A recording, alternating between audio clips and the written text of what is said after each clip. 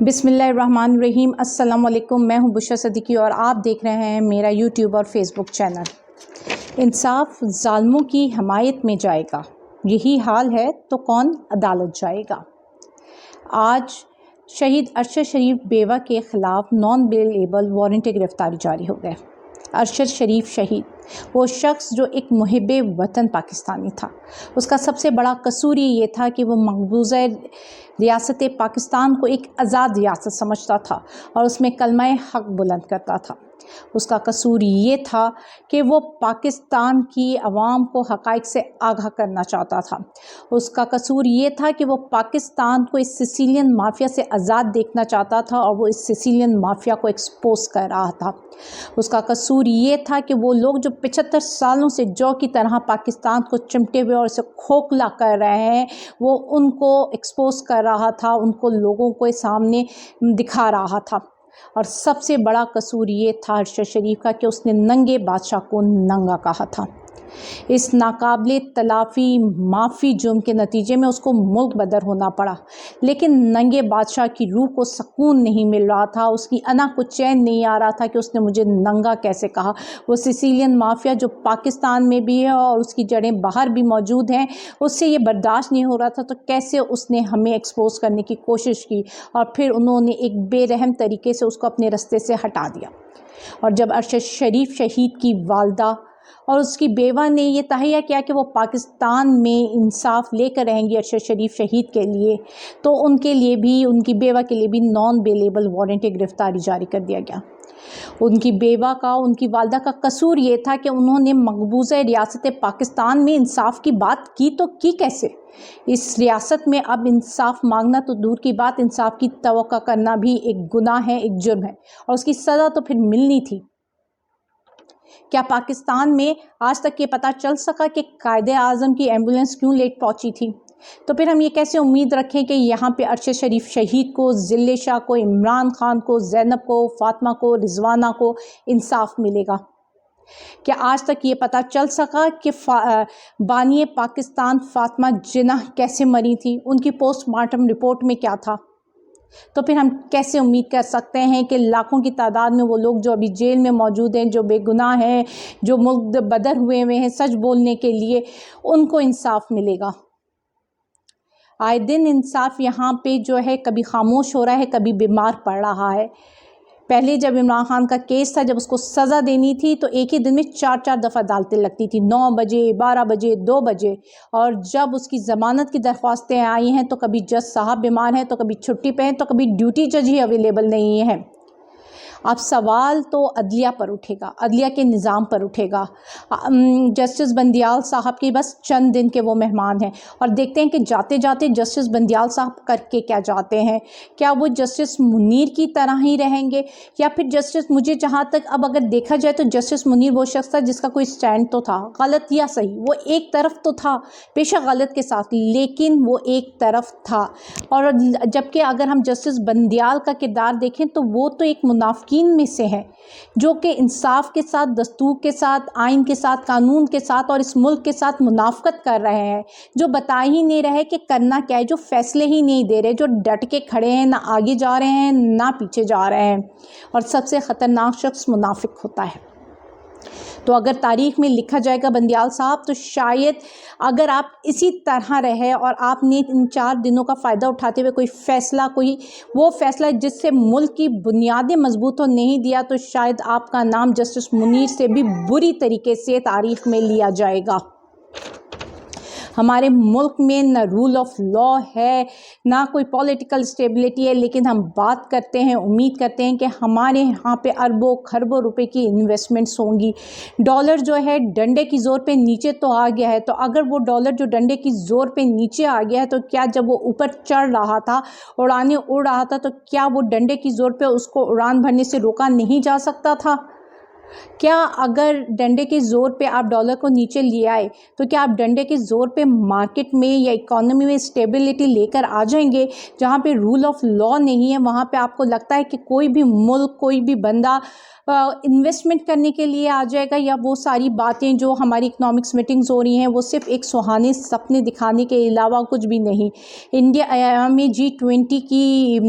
Meetings ہو رہی ہیں اور دنیا بھر کے لیڈرز، حکمران وہاں موجود ہیں، اور وہاں پہ ایک ورلڈ وائڈ اکنامک ڈیسیجن لیے جا رہے ہیں جس میں پاکستان کا دور دور تک کہیں پہ بھی موجود نہیں ہے۔ وہ ملک پاکستان جہاں پہ ابھی 2 سال پہلی OIC ہوئی تھی اور تمام ملک نے یہاں پہ جتنے بھی اسلامی ممالک ہیں وہ آئے تھے اور انہوں نے اپنا ایک اعتماد شو کیا تھا، پاکستان اپنا کھویا ہوا اعتماد حاصل کر رہا تھا، اور اب 16 مہینوں کا یہ حال ہے کہ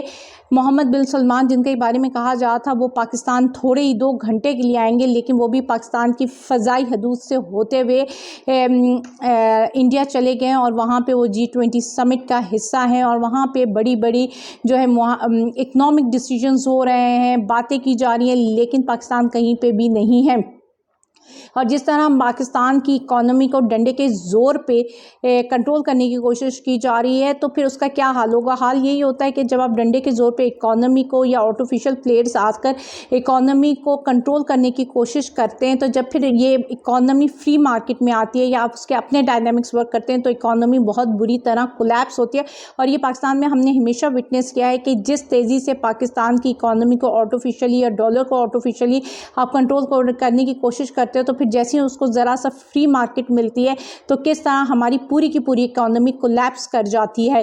لیکن دیکھتے ہیں کہ جی ملک کے حالات کیا بنتے ہیں، کیونکہ ملک میں لوگ کچھ بھی کر لو وہ سیاست سے باز نہیں آ رہے، وہ منافقت سے باز نہیں آ رہے، رول آف لا کا پتہ نہیں ہے، جسٹس بندیال سوئے ہوئے ہیں، باقی جج چھٹی پر موجود ہیں، اور ملک اللہ واسطے چل رہا ہے جی، اور سب اپنی اپنی سیاست سے باز نہیں آ رہے۔ یہاں پہ آپ منافقت دیکھ لیں زرداری اور زرداری کے بیٹوں کی۔ میں اپنے پچھلے ویلاگ میں کہہ رہی ہوں کہ یہ ایک کھیل ہے، یہ وہ کھیل ہے جس میں یہ ڈیسائیڈ کیا جا رہا ہے کہ جی بلاول زرداری کو اگلی پرائم منسٹرشپ دینی ہے یا پھر ایز اے لیڈر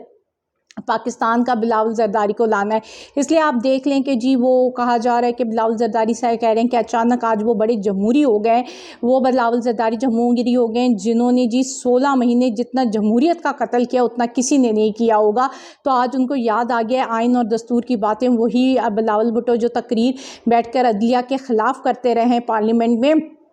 ان کو آئین اور دستور یاد آ گیا اور وہ کہہ رہے ہیں جی آئین اور دستور کہتے ہیں 90 دن میں الیکشن ہو، میرا ابا حضور جو مرضی کہتا رہے جی میں تو آئین کی بات سنوں گا۔ آج بلاول صاحب واقعی میں محب وطن پاکستانی ہو گئے، کیونکہ پورٹری تو کرنا ہے نا، عوام کو بیوقوف تو بنانا ہے، عوام کو چونا تو لگانا ہے، یہ تو بتانا ہے کہ یار بلاول گریٹ لیڈر ہے یار، اس نے اپنے باپ کے سامنے سٹینڈ لے لیا صرف قانون اور آئین کے لیے، اس ملک کے آئین کے لیے، اس ملک کے عوام کے لیے وہ اپنے باپ کے سامنے کھڑا ہو گیا اور اس نے اپنے باپ کی آنکھوں میں آنکھیں ڈال کر کہا آپ جو کچھ بھی کہتے ہیں کہتے رہیں، لیکن میں اس عوام کے ساتھ ہوں، میں آئین کے ساتھ ہوں، اور آئین کہتا ہے 90 دن میں الیکشن ہو تو الیکشن ہوں گے۔ لیکن یہ سارا ٹوپی ڈرامہ ہے، یہ سارا جی عوام کی آنکھوں میں دھول ڈالنے کی کوشش کی جا رہی ہے، لیکن کس حد تک وہ دھول ڈالنے میں کامیاب ہوتے ہیں، کیونکہ شعور تو اب عوام کے پاس بھی آ رہا ہے۔ ایسا تو نہیں ہے کہ عوام سمن بکمن بن کر بیٹھی ہوئی ہے، اگر وہ سمن بکمن بن کر بیٹھی ہوتی تو گلگت بلتستان کا نتیجہ آپ کے سامنے الٹا ہوتا۔ اتنا سب کچھ کروانے کے باوجود بھی جب ووٹر ووٹ ڈالنے جاتا ہے تو ووٹ صرف PTI کا ہی ہے۔ آپ نے اب تک جتنے بھی 16 مہینوں میں ضمنی الیکشن دیکھے ہیں اس میں ہم نے یہی دیکھا ہے، چاہے ابھی لیٹسٹ KPK میں ہوا تھا بلدیاتی الیکشن، ابھی گلگت بلتستان کا جو ضمنی الیکشن ہوا ہے اس میں آپ نے لیڈ دیکھ لی ہے PTI کی۔ اب آپ اس کو جس طرح بھی کنٹرول کر لو، جب عوام ووٹ ڈالنے آئے گی تو آپ کی ساری پلاننگ دھری کی دھری رہ جائیں گی، کیونکہ لاسٹ میں تو ووٹ ہی ہے جو میٹر کرے گا اور عوام ووٹ ڈالے، اور اس لیے شاید آپ الیکشنز ہونے نہیں دے رہے ہیں۔ اور اب دیکھتے ہیں جو میں نے وہی بتایا جو افواہیں ہیں کہ جی مارشل لا لگ جائے گا، یہ ہو جائے گا وہ ہو جائے گا، تو کیا مارشل لا لگانا لوگوں کے لیے اتنا ہی آسان ہوگا؟ کیونکہ کوشش پوری کی جا رہی ہے کہ ہر جگہ پہ اپنی ایک ڈومیننس ہو اور یہ بتایا جائے کہ ہم کتنے اچھے ایڈمنسٹریٹر ہیں، دیکھو ہم نے اکانومی کتنی اچھی سنبھال لی ہے، دیکھو زراعت کے شعبے میں ہم کتنی ترقی کرنے لگے، تو اس لیے اصل حقدار اس ملک میں حکمرانی کا ہمارا ہی ہے۔ لیکن جیل میں بیٹھا ہوا قیدی 800 نمبر 4 کیا آپ کی پلاننگ کو کامیاب ہونے دے گا؟ اور اب اس کے ساتھ آپ عدالتوں میں کیا کھیل کھیلتے ہیں، کیونکہ ابھی وکلا کنونشن بھی ہو گئی ہے۔ اب میرا سوال یہی تھا کہ وکلا جو گرجے ہیں وہ برسیں گے بھی کہ نہیں برسیں گے، اور کیا اس میں بھی وکلا کی کوئی چال ہو، کوئی سیاست ہے، کیونکہ بہت ساری کانسپریسی تھیوریز ہیں، ان میں سے ایک تھیوری یہ بھی ہے کہ یہ پیپلز پارٹی کو کسی طرح سیف گارڈ کیا جا رہا ہے اس میں،